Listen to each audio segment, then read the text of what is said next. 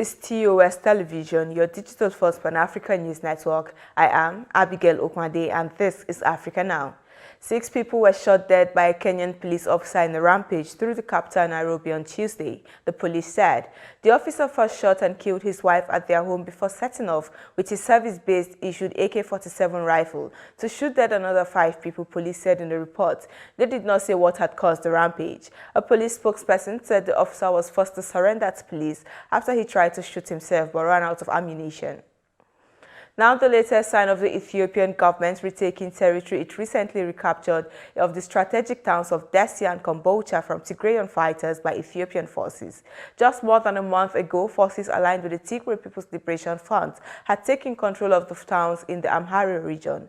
In a statement on Sunday, the leader of the TPLF, Dessie Michael, denied the government was scoring big victories, saying the rebels were making strategic territorial adjustments and remained undefeated.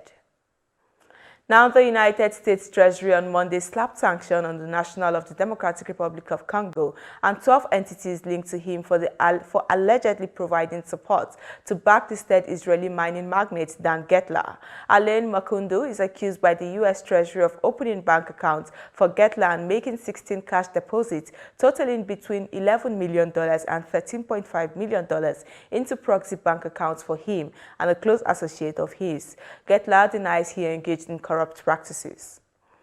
And the Congolese president, Felix Tshisekedi's former chief of staff, Vital Kamerhe, has been granted provisional release from prison by a Congolese high court.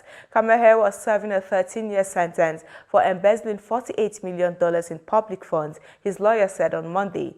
The veteran power broker during his trial denied stealing money allocated for social housing under Tshisekedi's flagship 100-day building program.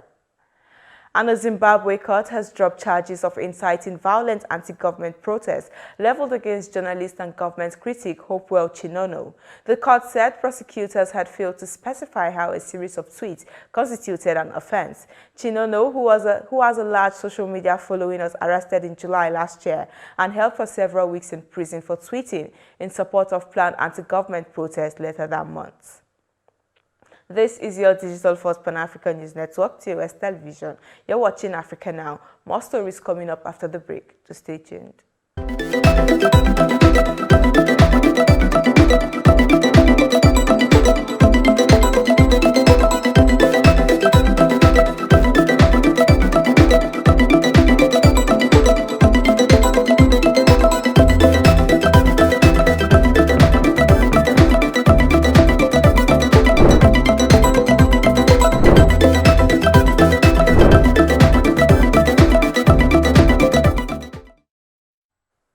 Welcome back.